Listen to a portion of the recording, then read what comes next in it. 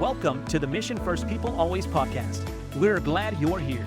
And now our host, Dr. Mike Patterson. Hey everyone, Dr. Mike here with another episode of the Mission First People Always podcast. And if you're a regular listener to the show, you know that I usually speak with thought leaders, authors, and scholars about how to become a great leader, build a great team, and create a better workplace. Today, our conversation is going to be a little different in that we're going to hear from someone who knows how to help people like those folks who usually appear on my show and people like you write and publish books that you can sell in the marketplace, use to share your knowledge with others, and build a platform from which you can launch a successful consulting or coaching business, become a keynote speaker, or maybe even a chart-topping podcast host.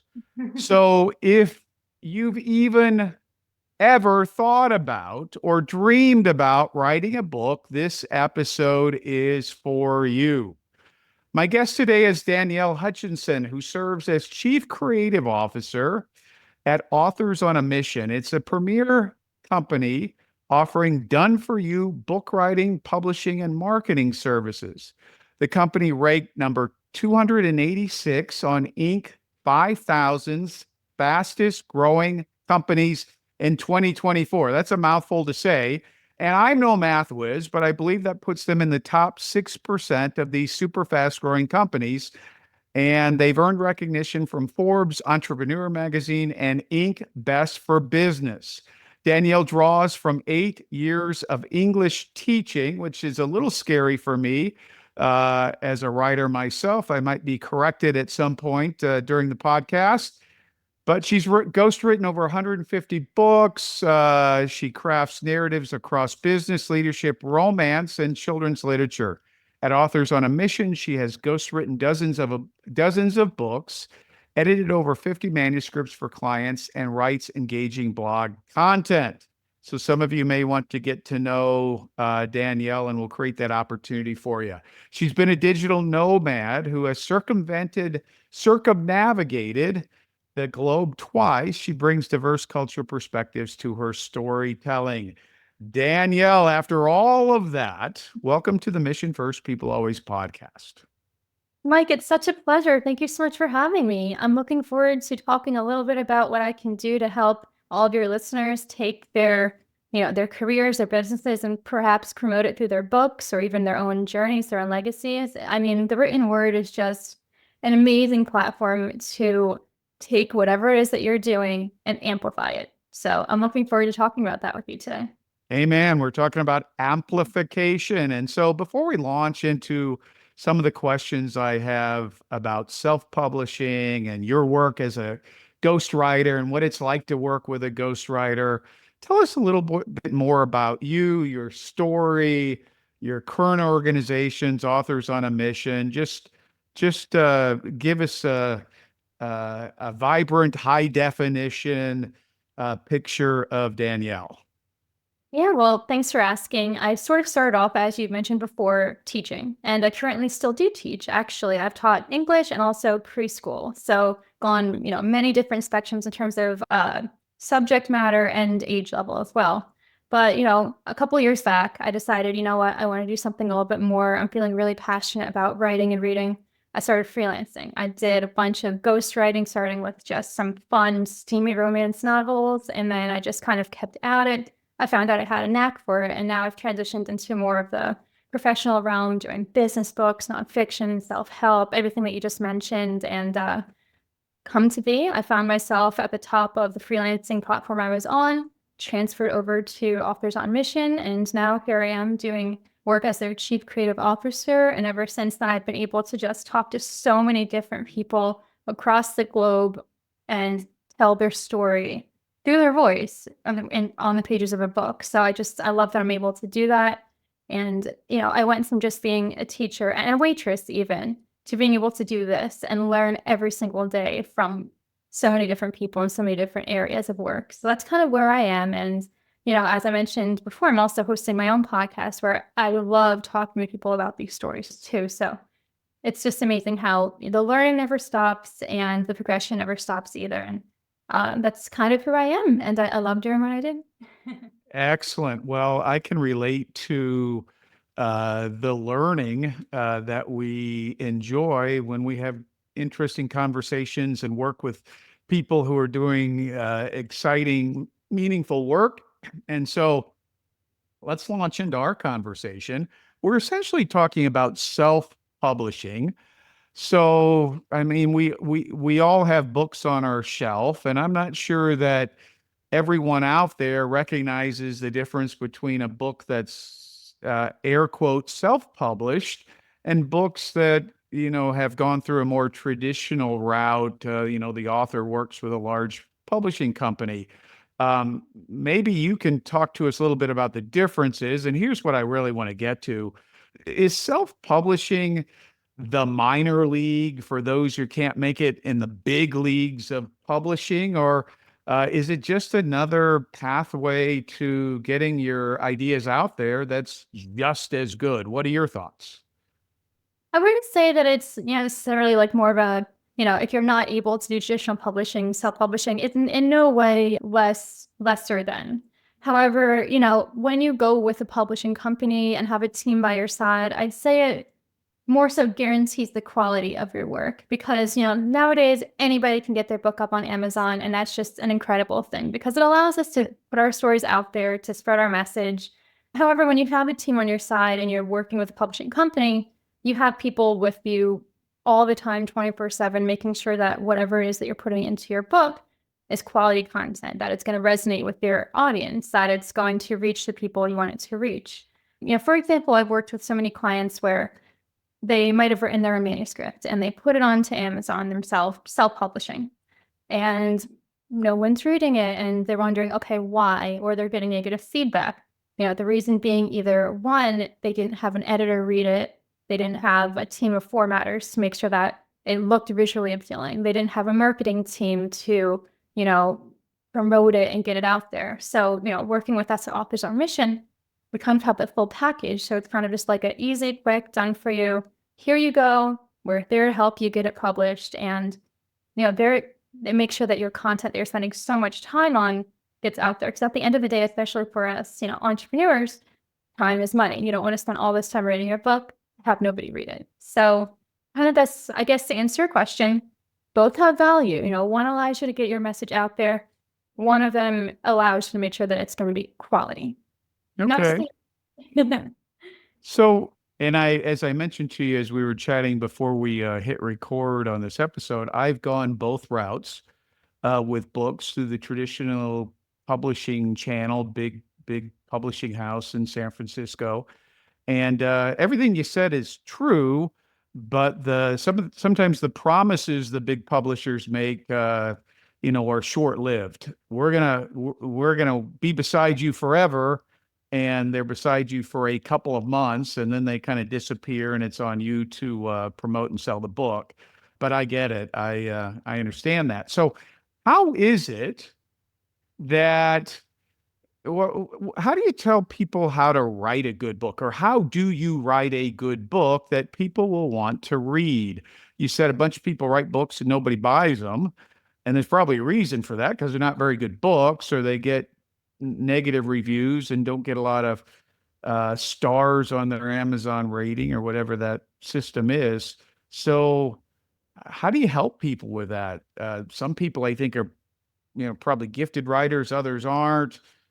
How do you help people through that? So I'm going to answer that in almost a two-parter. One of them being the root is if you're going to write a book yourself. And also my second answer is ghostwriting. So first I'd like to talk about sort of if you want to write it yourself and you want to make sure that, you're doing it all on your own, then the ways to make sure that you're writing in a way that people are going to read it is pretty much starting with the core idea. And there's really no such thing as a bad idea, no matter how silly it might sound at first. The trick is to turn that idea into something that people might want to read, to find a way that it can fill a need in the market. And that way people are going to want to pick it up off the shelf. So for example, I've had a client come to me. He had an amazing idea to write a book about hoarding, like people who have trouble with clutter in their homes and it becomes a destructive habit.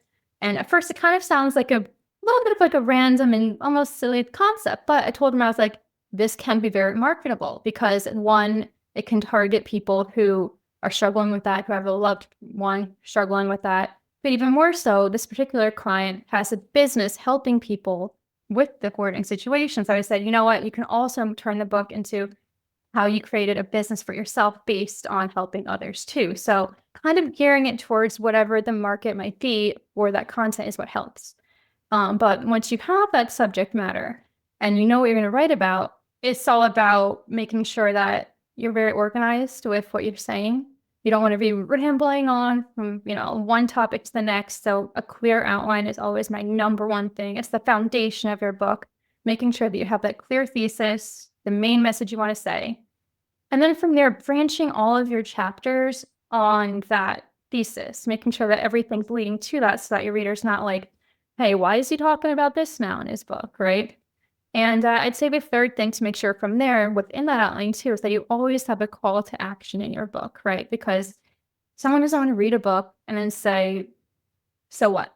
You want to take the book and think, okay, now that I've read this, what am I going to do? Am I going to check out this person's business now? Am I going to pick up their second book? Whatever it is. So I think a combination of all of those things is what helps. When you actually start writing and you have all those in place, the rest will come into play. Because even if you call yourself, I'm not a good writer, you can always, as long as you have that content, you can send it off to an editor, help you fix it up a bit. It's mainly about making sure that main topic and all the structure in it, that's how you get the main audience, I believe. And going back to my other answer to your question, having a ghostwriter kind of just does that all for you, right? If you're thinking, wow, like that's a lot to think about, then having somebody on your side, it just kind of takes all the pressure off your shoulders. And that's kind of what I do here at Authors on Mission is, helping a client who has that idea, framing it into that idea, and then, you know what, here, I'm going to help you with it. You sit back and relax. So that's kind of where we're at with that. So if you work with a ghostwriter, and I never have really worked with a ghostwriter, how much work does the ghostwriter do, and how much work does the author with the idea do, or is that a variable that you negotiate and figure out?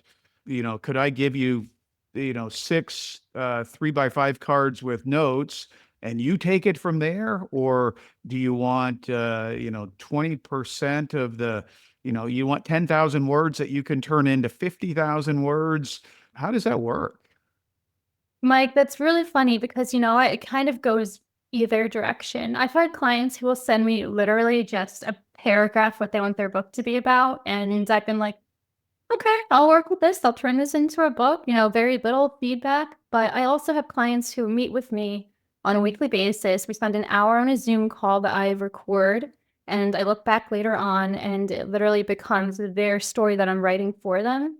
But we're just very involved with it. I've had clients who will sit with me even on that Zoom call and we'll go line by line on their manuscript and kind of write it together. So it kind of goes both ways depending on your time commitment, how much you want your own voice to be in there. But that's also another skill to being a ghostwriter. And a reason why I think I'm very successful is because I'm able to kind of gauge what my client is looking to say and kind of take also their mannerisms, their tone, the things that they naturally say in a conversation and embed them into the book so that it sounds exactly like them too. That way, you're having your own authentic voice in there as well. So to answer your question, it just goes and depends on your level of involvement that you'd like. If you want to be very hands-on, you can. If you want to take a step back and look at it when it's completely done, that's also completely fine too. And I assume that the investment required on the part of the author is dependent on that level of involvement. Obviously, if you're putting hundreds of hours, dozens of hours, whatever that is, into creating this manuscript versus just, cleaning something up that somebody has given you, that's a big part of the consideration, I would imagine. Is that the case? Are you referring to the financial, like the cost of the service? Yeah. And you tell me whatever you're comfortable with saying on this interview, but you don't work for free, I imagine. So I imagine that is a variable based on how much time you need to invest in the project. Well, I'll tell you this, with Authors on Mission, what we do is we kind of create customized packages based on what you're looking for. So, for example, if you're looking to write a book with Authors on Mission, it's one flat fee depending on whatever it is that you would like. So, if you want a ghostwritten book, that's one flat fee. And so it's going to be that regardless of if you just want to tell us your outline and your thoughts, or if you want to sit with me on. I do take other projects in the past, and that would depend on, every project is unique, like you said. So for editing projects, for example, that would be a little bit different because every manuscript might have a different level of work. So, the best way to answer that question would be if you'd like to find more information about it, we have consultations where we can kind of guide you through it. But for the most part, it is a standardized fee, depending on that. So, yeah. Okay. How long does it take? I mean, I think my last book, Mission First People Always, I probably spent about 5 months working on it, writing the manuscript, getting some feedback from an editor. And I don't know if that's a long time or a short time. It felt like I was working at a fairly quick pace, but how long does it take to write a book when people work with you versus when they do it on their own? What about somebody that has, I've heard the term writer's block, where you're kind of get to a point and you're stuck. Some of my students have talked to me about that in the past. How does that all work from your experience?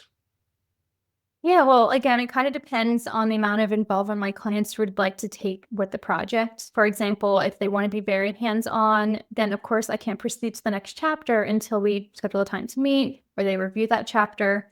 But, if they set me free and they say, here's my idea, here's my outline, here's what I'm looking for, then honestly, I have such a fast turnaround time that I've had entire books completed within a week because I'm flexible enough where, I still work as a teacher, but I'm able to write from like 3 p.m. on and in the mornings. And mind you, sleep is maybe something that I lack, but because I'm able to kind of sit down and zone myself into the computer, I can turn things around extremely fast. I think that's kind of why another reason why I became so successful at this, because, in addition to being able to match my client's voice, I have a very rapid turnaround time. And when people want to meet a deadline or get their book out for a certain event or deadline, I'm able to meet that.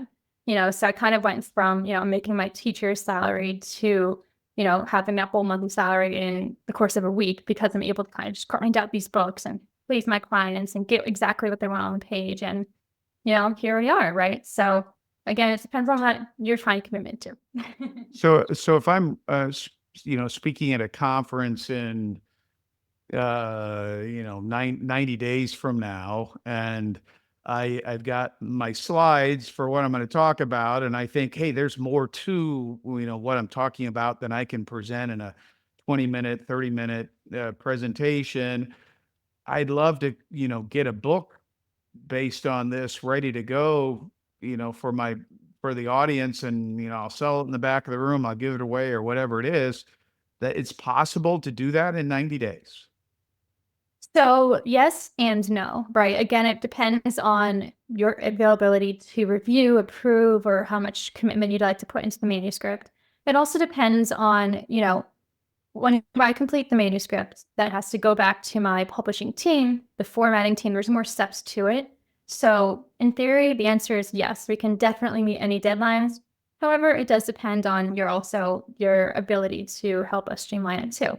But yeah, I mean, the idea of writing your book in order to supplement your speaking materials, that's 100% something that any entrepreneur should be doing. And I've seen it go both ways, whether you write the book to, because of a speaking engagement or writing the book with the goal of getting onto a speaking engagement, right? Yeah, So, let's talk about that, Danielle. I know a number of folks in my audience are entrepreneurs. They're organizational leaders. Hopefully, some of my doctoral students are still out there listening to what I have to say, and they're thinking, I've got something to offer the world that's valuable, and I ought to get paid for it.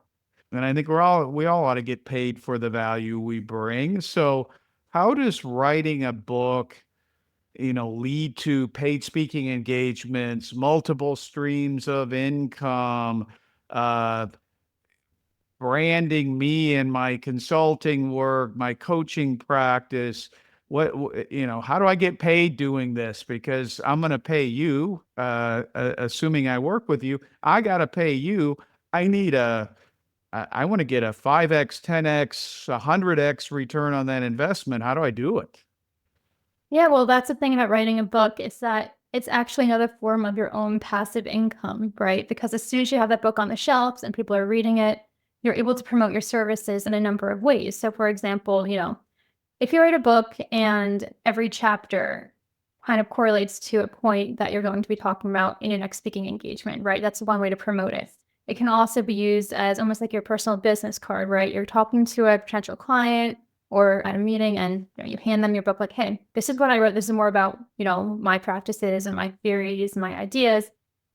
Sometimes even just having a published book in your hands is somebody might see it and be like, wow, like this guy knows what he's talking about, right? So in that way, you're promoting yourself and you're making massive amounts of, income that you wouldn't have before.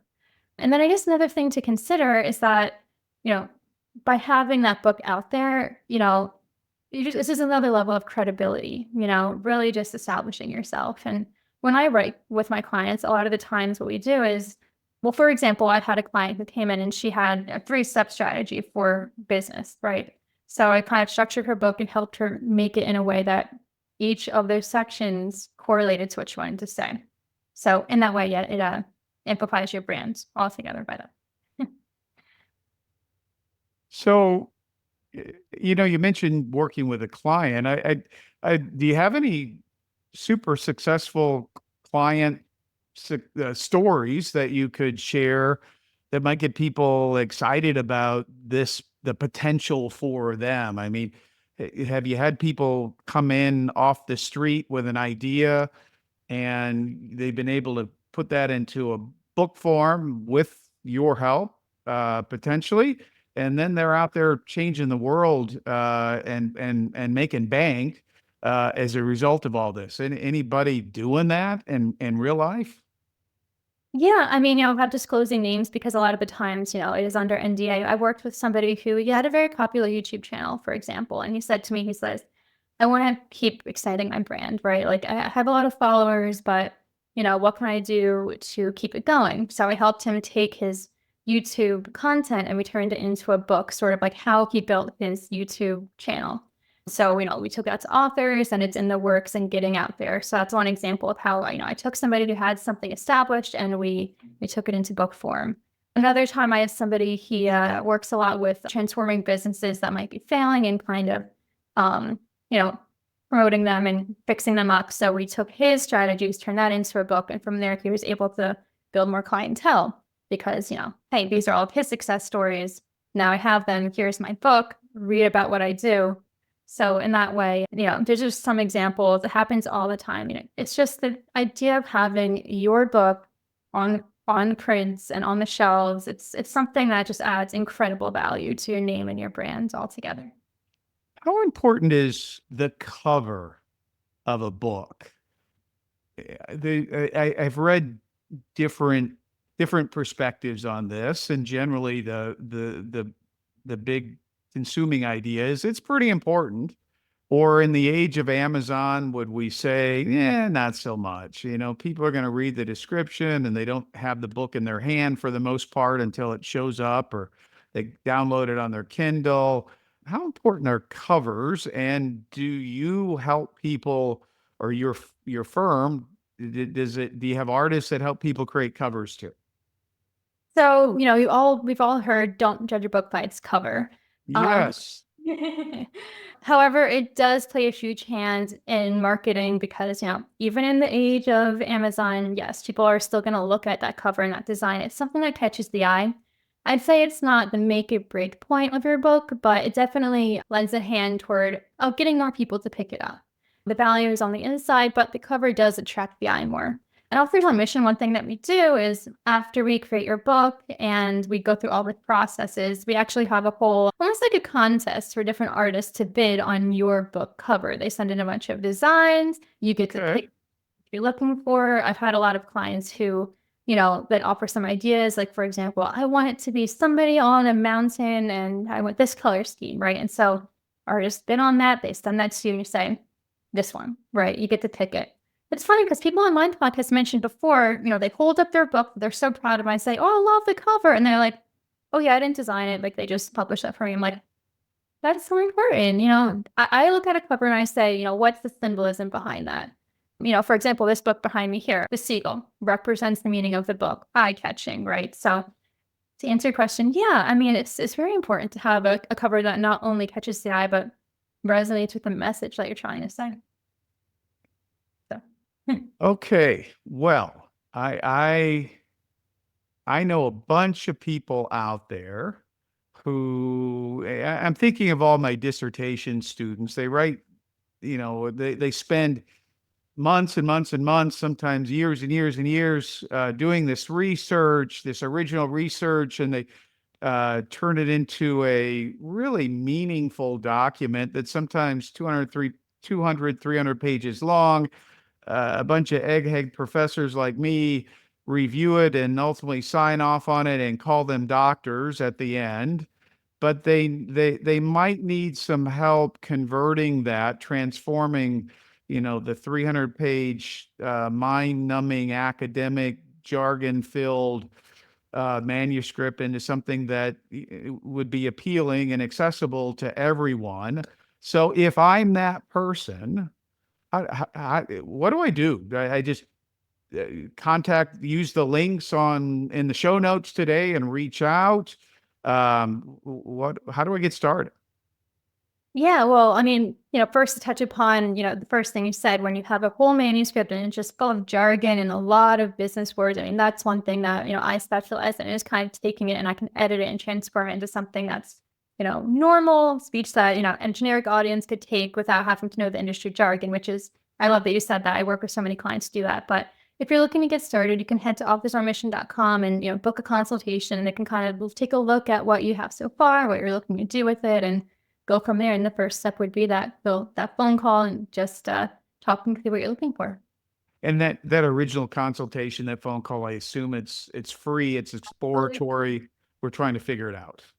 It's absolutely free, and it's all just to kind of gauge your needs, your desires, and a lot of our services are built for you packages, sort of exactly what you're looking for. And yeah, that's exactly what you can do. Head to the website, check it out. Awesome. So Danielle, we have a little tradition here on the Mission First People Always podcast, and it's this.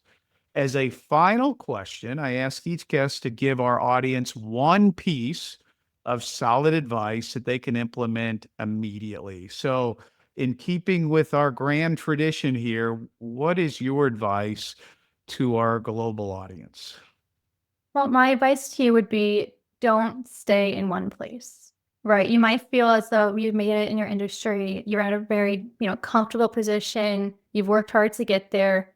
What more do I need to do? I can sit back and watch Netflix now, right? But my advice to you is follow my lead. I was very happy teaching. I took another step and now I'm making like 4 times the amount of money. I get to talk to so many different people around the world. My advice is to keep finding new ways to improve yourself and to improve your position. So one way to do that, of course, is to write a book, right? Put your name on something, get your ideas out there, spread the word about what you've done, because that's going to continue to amplify your position, bring you to places you've never been brought before. So I love it. in one spot, keep going. Don't settle. Don't sit still. Keep going. Love that advice, Danielle. Thanks for being a great guest on the Mission First People Always podcast. And remember, audience, all of Danielle's contact information is in the show notes. So please reach out to her if you have an interest in beginning a book project. Pass her information along to your friend who may be interested in doing so. But let's support our guest on the show. And to my audience, thank you for your support. I hope you found today's topic to be interesting and helpful in some way. And if you've enjoyed this or other episodes, please hit that like button, leave a review, and subscribe, tell a friend, send me money, whatever you want to do to help promote this work we're doing. It will help people find us. And since we're talking about books, if you haven't read my most recent book, Mission First, People Always, the definitive guide to balancing people and performance, check it out. It's an easy read with practical tips, some reflection questions at the end of each chapter, and some action items that can help propel your leadership journey. So until next time, remember that some of the primary responsibilities of leadership are to bring out the best in yourself and others, to treat all people with dignity and respect, and to stay focused on your mission. Thanks for listening. Come back next time. See you soon. Thanks for listening. We hope you enjoyed today's episode. If you want to create a stronger, more people-centric and empowered culture for your organization, visit drmikepatterson.com.